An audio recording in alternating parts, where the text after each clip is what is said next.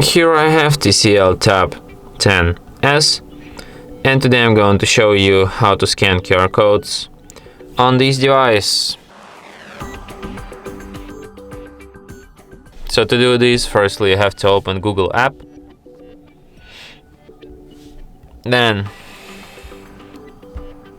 you have to tap on the camera icon, open photo gallery, search with allow,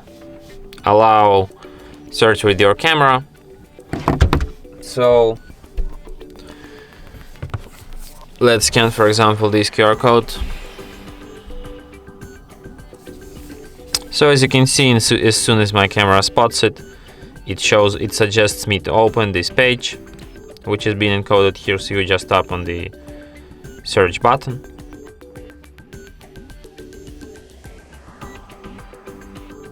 Please, and that's how you can easily open this page.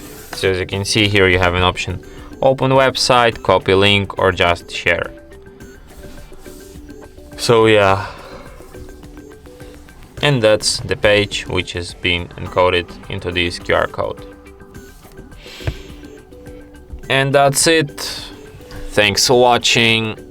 If you find this tutorial useful, don't forget to hit that like button and subscribe to our channel.